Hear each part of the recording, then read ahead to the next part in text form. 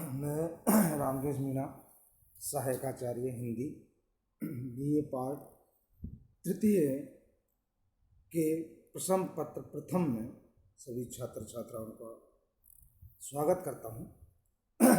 जैसा कि हमने पिछली कक्षाओं में आधुनिक कविता के बारे में अध्ययन किया, आज हम आधुनिक कविता के अंतर्गत छायावादी युग के बारे में अध्ययन करेंगे। छायावादी युग किसे कहते हैं, छायावाद से क्या तात्पर्य है, छायावाद की कौन कौन सी प्रवृत्तियाँ हैं, छायावाद का समय कहाँ से कहाँ तक है, इसका हमने प्रारंभ में अध्ययन किया।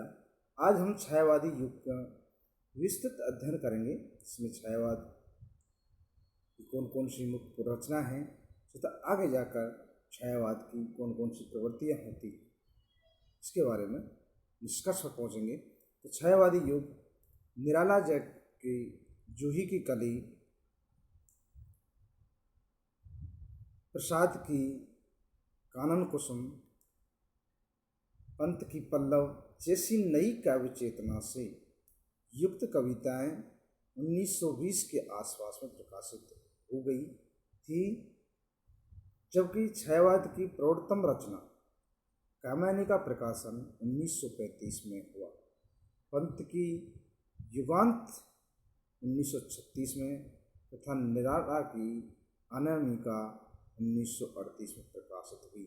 इस प्रकार 1920 से 1935 की कालावधि में रचे गए काव्य को जिस नाम से पुकारा जाता है उसे छायावाद कहते हैं।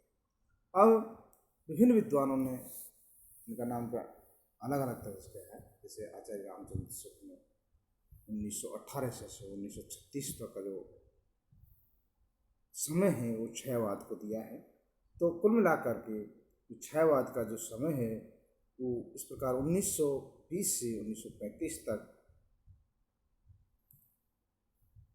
36 तक जाता है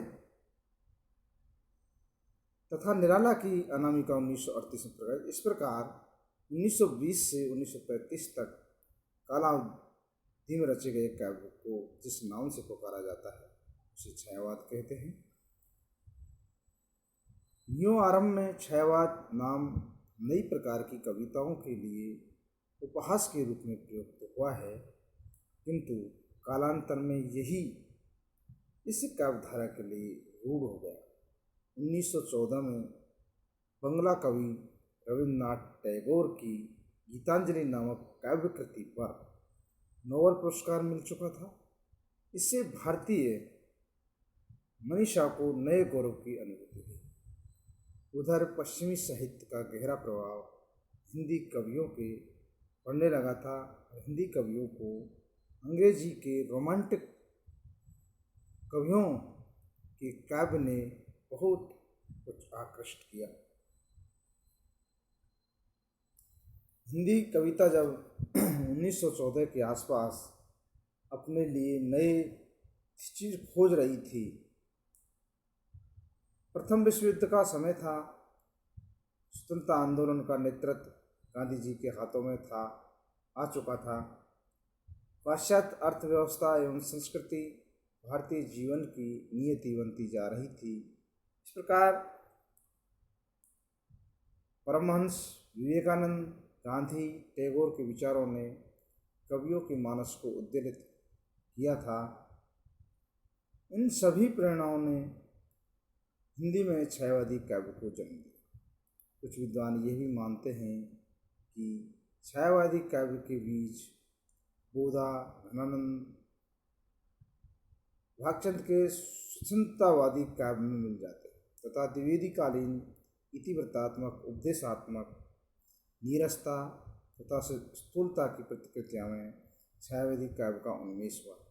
छायावादी काव्य के लक्षण में हमें द्विवेदी युग में सरस्वती, इंदु आदि पत्रिकाओं में प्रकाशित कुछ कविताओं में मिल जाते हैं, किंतु यह तथ्य निर्विवाद है कि प्रसाद, पंत, निराला, महादेवी छायावादी काव्य के प्रमुख स्तंभ है। छायावादी काव्य में अमूर्त और अशरीरी सौंदर्य चित्रण की प्रवृत्ति सबसे प्रमुख है। छायावादी काव्य सौंदर्य की आनंदपूर्ण अनुभूति से संपन्न है। छायावादी कविता में प्रकृति के अनिर्वच्य तथा मानव के आंतरिक सौंदर्य की झलक है और इन कवियों ने कविता के नाना रूपों में अंतरात्मा तथा अव्यक्त सत्ता के अद्भुत सौंदर्य को देखा। उन्होंने प्रकृति को सजीव माना तथा चेतना संपन्न उपादान माना। छायावादी काव्य में कवि प्रवृत्ति के सौंदर्य को कौतूहल भाव से देखता है, क्योंकि उसे उसमें अव्यक्त सत्ता के होने का आभास है। कवि के लिए प्रकृति करुणा वेदना की अनुभूति का आलम्बन भी है। छायावादी कवि की सौंदर्य चेतना अत्यंत सूक्ष्म है, अतः वह नारी के स्थूल और मांसल सौंदर्य का उपवास न होकर नारी के आंतरिक सौंदर्य के प्रकाश को तथा उसके अंग सौंदर्य की आत्मा के अनुराग को चित्रित करता है। इसलिए छायावादी काव्य में चित्रित प्रेम का स्वरूप भी अत्यंत उदात्त है। वह स्त्री पुरुष की दैहिक वासना से परे एक अज्ञात प्रेम की परिकल्पना करता है। अतः छायावादी काव्य में वर्णित प्रकृति प्रेम, नारी प्रेम, मानव प्रेम, शिशु प्रेम तथा अज्ञात प्रिय के प्रति प्रेम व्यक्त और उदात्त है। महादेवी के गीतों में वर्णित प्रेम को तो उस दशा को पहुंच जाता है जहां प्रेमी और प्रिय का भेद अपने आप मिट जाता है, किंतु यह प्रेम मानवतावादी विचारधारा से पोषित है। छायावादी कवि जाति, वर्ण, देश, स्थान आदि के भेद से ऊपर उठकर मानव प्रेम में विश्वास करता है तथा विश्व मानव की कल्पना करते हुए सभी मानव समुदाय को एक प्रेम सूत्र में बांधने का सपना देखता है। वह मानव जीवन से सारी विषमताओं को मिटाकर दुखी मानव को सुखी देखना चाहता है। वह विश्व मानवता में ही स्वर्ग के दर्शन करता है। अतः हम कह सकते हैं कि जो छायावाद में है, प्रकृति प्रेम है, नारी प्रेम है, मानव प्रेम है, शिशु प्रेम है, अज्ञात प्रिय के प्रति जो प्रेम है वह व्यक्त है और उदात्त है। और इसी कारण छायावादी कवि जाति, वर्ण, देश, स्थान आदि के भेद से ऊपर उठकर मानव प्रेम में विश्वास करता है तथा विश्व मानव की कल्पना करते हुए सभी मानव समुदाय को एक प्रेम सूत्र में बांधने का सपना देखता है। इसीलिए छायावादी काव्य भावात्मक एवं आत्मगत हो गया है। वह कवि की कल्पना, अनुभूति तथा उसके चिंतन का संहार करता है। अतः उसमें राग तत्व की प्रधानता है। इसलिए छायावादी काव्य मूलतः गीति काव्य है। वह अभिव्यक्ति की नई भंगिमाओं जो सूक्ष्म है की तलाश करता है तथा सूक्ष्म प्रतिपादनों को अपनाता है। मानवीयकरण जैसी सरलता नए अलंकारों की उद्भावना में छायावादी काव्य में मिलती है।